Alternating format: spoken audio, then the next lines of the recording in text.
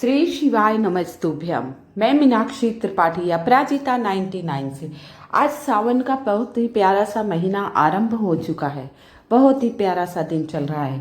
बहुत ही शुभ संयोग बन रहे हैं। करीब 153 साल बाद ऐसा योग बन रहा है, महासंयोग बन रहे हैं। सावन का पहला सोमवार और सावन का पहला दिन, तो सोने पर सुहागा। सावन प्रारंभ हो चुका है। आइए आपको मैं इस वीडियो में 2 घड़ वाले जल का उपाय बताऊंगी। 2 घड़ यानी एक साथ 2 लोटे जल चढ़ाने का उपाय। ये पूरे सावन में आपको करना है। बहुत ही विशेष, बहुत ही सटीक सा उपाय है।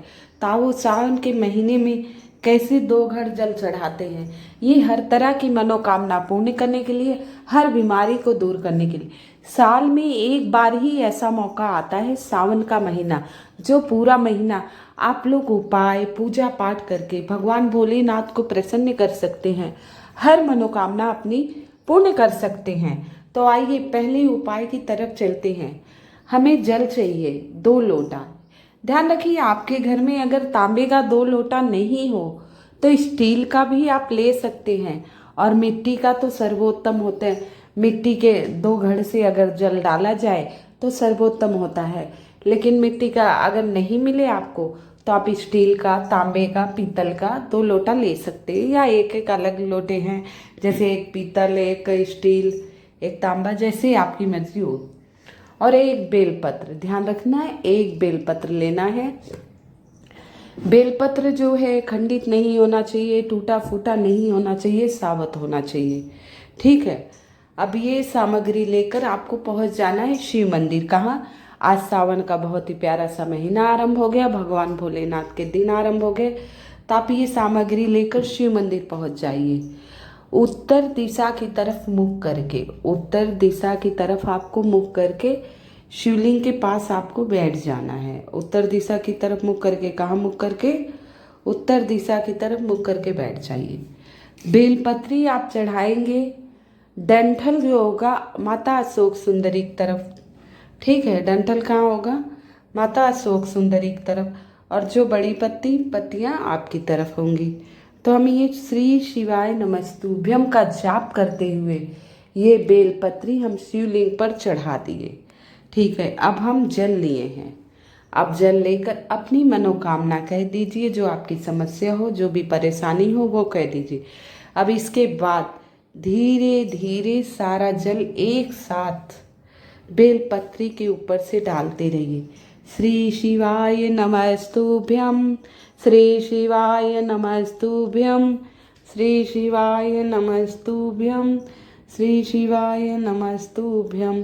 सारा जल धीरे धीरे शिवलिंग पर आप पूरा समर्पित कर दें।